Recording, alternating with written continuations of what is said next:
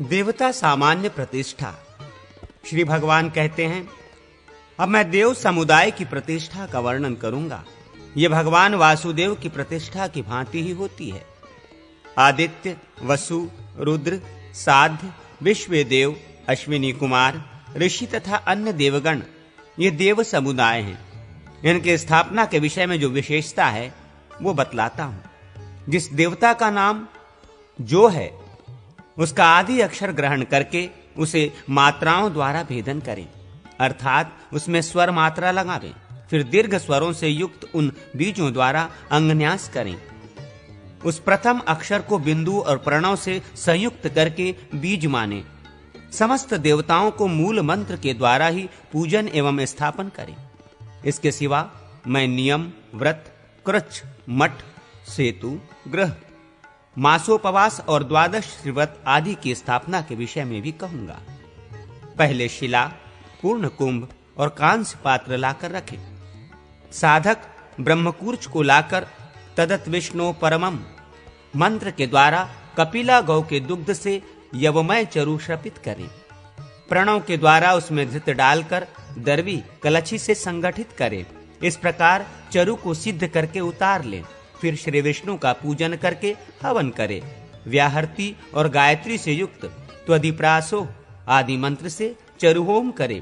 विश्वचक्षु आदि वैदिक मंत्रों से भूमि, अग्नि, सूर्य, प्रजापति, अंतरिक्ष, धौ, ब्राह्मण, पृथ्वी, कुबेर तथा राजा सोम को चतुरंथ एवं स्वाहा संयुक्त करके इनके उपदेश से आहुतियां प्रदान करें। इंद्र आदि देवताओं को इंद्र आदि संबंधित मंत्रों द्वारा आहुति दें। इस प्रकार चरुभागों का हवन करके आदर पूर्वक दिग्बलि समर्पित करें। फिर 108 पलाश समिधाओं का हवन करके पुरुष सूक्त से धृत होम करें। इरावती धेमतु मंत्र से तिलाष्टक का होम करके ब्रह्मा, विष्णु एवं शिव इन देवताओं को पार्षद, ग्रहों तथा लोकपालों के लिए पुनः आहुति दें। पर्वत, नदी, समुद्र इन सब के उपदेश से आहुतियों का हवन करके 3 महावाक्यों का उच्चारण करके सुश्रुवा द्वारा 3 पूर्णाहुति दें।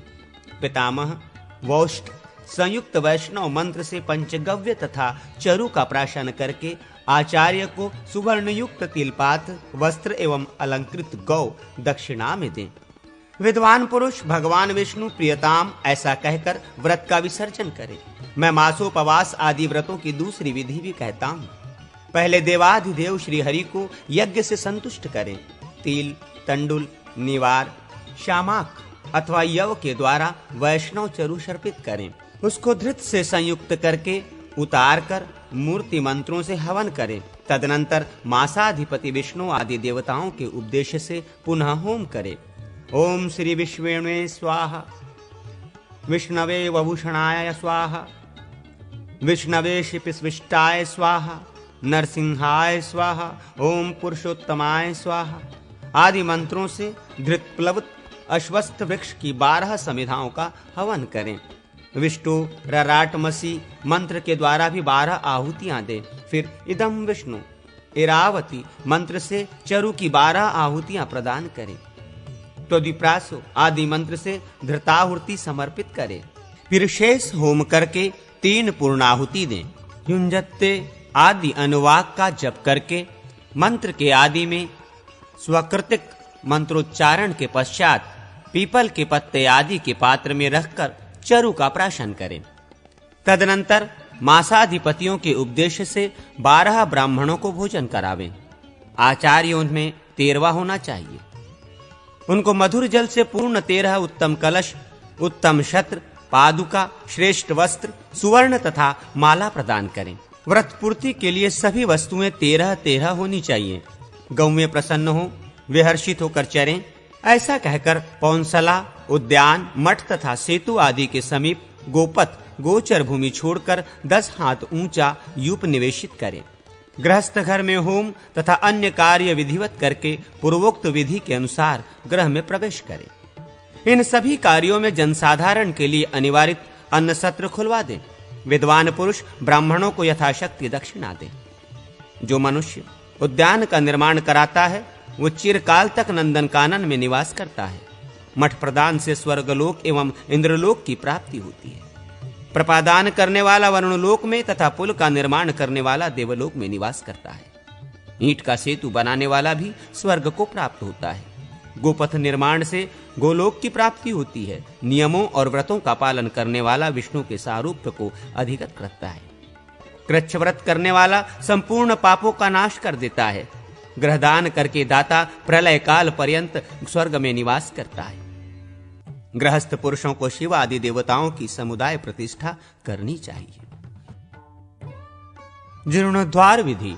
श्री भगवान कहते हैं, ब्राह्मण, अब मैं जीर्णोद्वार की विधि बतलाता हूं। आचार्य मूर्ति विभूषित करके स्नान करावें। अत्यंत जीर्ण, अंगहीन, भग्न तथा शिला मात्र वशिष्ठ विशेष चिन्ह से रहित प्रतिमा का परित्याग करें। उसके स्थान पर पूर्ववत देवग्रह में नवीन स्थिर मूर्ति का न्यास करें।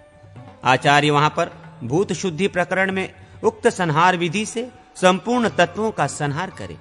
गुरु नृसिंह मंत्र की सहस्र आहुतियां देकर मूर्ति को उखाड़ दें। फिर दारुमय मूर्ति को अग्नि में जला दें। प्रस्तर निर्मित विसर्जित प्रतिमा को जल में फेंक दें। धातुमयी या रत्नमयी मूर्ति हो तो उसे समुद्र की अगाध जलराशि में विसर्जित कर दें। जीर्णांग प्रतिमा को यान पर आरूढ़ कर वस्त्र आदि से आच्छादित करके गाजे बाजे के साथ ले जाएं और जल में छोड़ दें। फिर आचार्य को दक्षिणा दें। उसी दिन पूर्व प्रतिमा के प्रमाण तथा द्रव्य के अनुसार उसी प्रमाण की मूर्ति स्थापित करें। इसी प्रकार कूप, वापी और तड़ाग आदि का जीर्णोद्वार करने से भी महान फल की प्राप्ति होती है। उत्सव विधि का कथन। श्री भगवान कहते हैं, अब मैं उत्सव की विधि का वर्णन करता हूं। देव स्थापन होने के पश्चात उसी वर्ष में एक रात, त्रिरात्र या अष्टरात्र उत्सव मनावे, क्योंकि उत्सव के बिना देव प्रतिष्ठा निष्फल होती है। अयन या विषु संक्रांति के समय शयनोपन या देवग्रह में अथवा कर्ता के जिस प्रकार अनुकूल हो भगवान की नगर यात्रा करावे। उस समय मंगलांकुरों का रोपण, नृत्य गीत तथा गाजे बाजे का प्रबंध करें।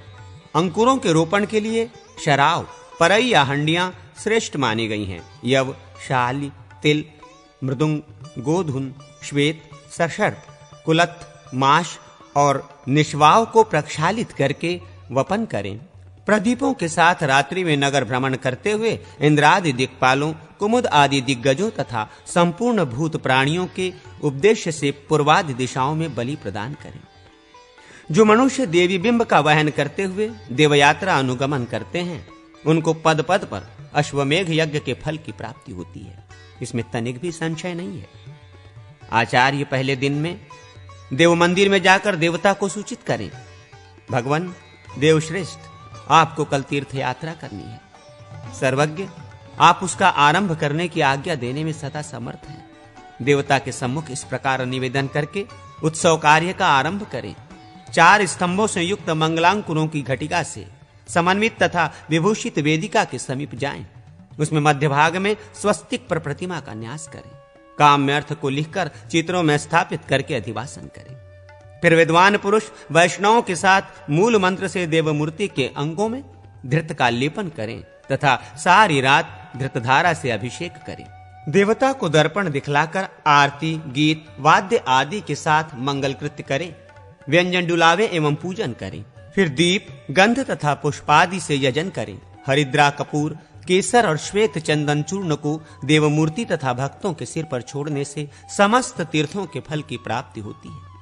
आचार्य यात्रा के लिए नियत देवमूर्ति की रथ पर स्थापना और अर्चना करके छत्र, चमर तथा शंखनाद आदि के साथ राष्ट्र का पालन करने वाली नदी के तट पर ले जाए। नदी में नहलाने से पूर्व वहां तट पर वेदिका निर्माण करें। फिर मूर्ति को यान से उतारकर उसे वेदिका पर विन्यस्त करें। वहां चरु निर्मित करके उसके आहुति देने के पश्चात पायस का होम करें। फिर वरुण देवता संबंधी मंत्रों से तीर्थों का आवाहन करें। आपोहिष्टा आदि मंत्रों से उनको अर्घ प्रदान करके पूजन करें। देवमूर्ति को लेकर जल में अर्धमर्षण करके ब्राह्मणों और महाजनों के साथ स्नान करें। स्नान के पश्चात मूर्ति को ले जाकर वेदिका पर रखें। उस दिन देवता का वहां पूजन करके देव प्रासाद में ले जाए। आचार्य अग्नि में स्थित देव का पूजन करें। यह उत्सव भोग एवं मोक्ष प्रदान करने वाला है।